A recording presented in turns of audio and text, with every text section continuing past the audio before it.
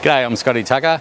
This video I just wanted to show you a bit of a DIY spray job. So this is something that you can do, or some useful tips if you need to spray a surface aquatic weed at home. So up here in beautiful sunny coast in Queensland, supposedly on holidays, but we've got a good customer up here that needed a bit of a hand to spray. So in this instance, they had a recent cyclone go through.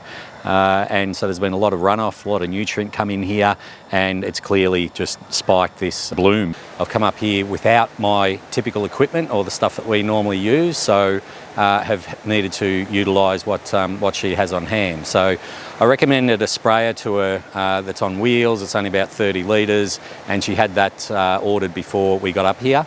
And it's a great thing, that type of sprayer, because it enables you to move it around without lugging it, and just makes it easy for anyone to use. You can see behind me the dam's full of Azolla. So Azolla is a very invasive floating weed, and if you don't get on top of it quickly, it ends up like this. If we didn't get here now, in another week this dam would be completely covered. So if you do see Azolla, you really want to deal with it straight away. We're able to access or spray a decent amount of spray around the perimeter of the dam. But when spraying, you need to have a certain sort of mist droplet sort of size. Don't want to have it too small, because otherwise the spray drift will go onto the lawn and kill your grass. And you don't want to have it like a jet, because otherwise it's just going to get into the water and stir it all up and won't contact the plant as well as you can use. You do need to be careful and make sure you select the appropriate herbicide for the plant that you're treating. This one, for example, you're not going to use an aquatic glyphosate, because glyphosate, when it hits the water, is done. So it's not really effective against Azolla, nor duckweed. Like it's not the herbicide of choice. So we're using aquatic weed killer. We also spray with a product called Biostim Accelerator, which degrades the rotting vegetation much faster, and then we're going to put down a layer of pellets after this drops and falls down to the bottom. What you're going to need to do with a DIY on a dam like this, you are going to need some sort of boat, kayak, something, blow-up dinghy, just something to get that sprayer into a boat so you can actually go out and access and spray what's outside in the dam. If it's sort of smaller infestation, that's when you utilise the wind. In this case, we're utilising the aerator as well. If you had have got to this infestation when it was a lot smaller, you would have had the luxury of using the wind, using the aerator to push it out to the sides, and then potentially wouldn't need to get into a boat, because you're just going around and spot spraying the weed. But like this one, when you don't get on top of it quickly and it goes everywhere, there's no way around it, because it's not going to push out as far as you need it to actually contact with the spray. Other tips, when you're mixing chemicals into a spray container, make sure you always put the water in first and then put the chemical in there, because if there's any upflow of droplets or splash, it's water coming up mostly, not the chemical, if you did it the other way around.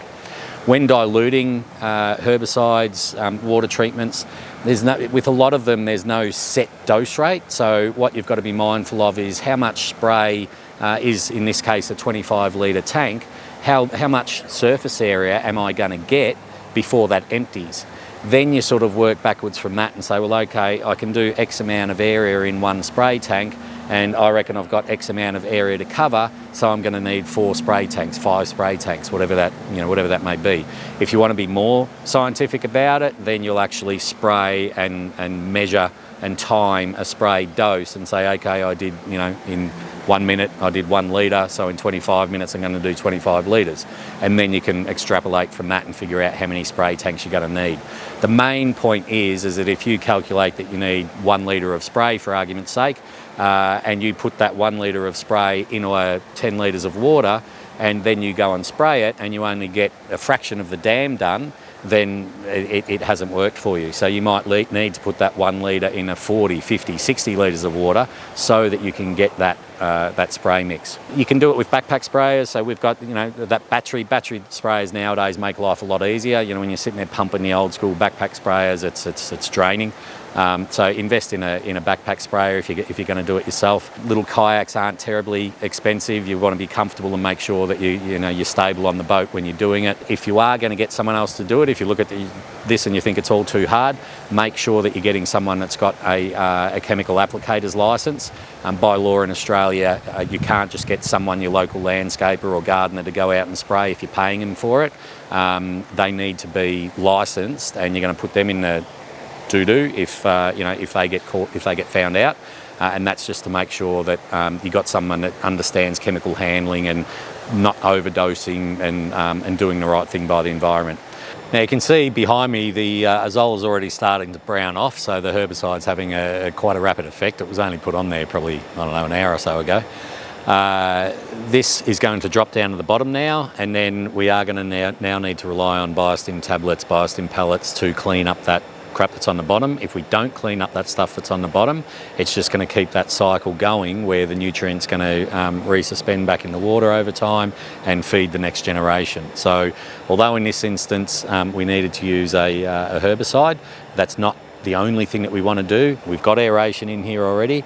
We need to increase the numbers of bacteria to clean up the waste and ultimately prevent it from coming back in the first place. So we'll hand over to the client now. She'll probably need to just do spot sprays on shore once it all opens up and the aerator is able to push everything to the sides.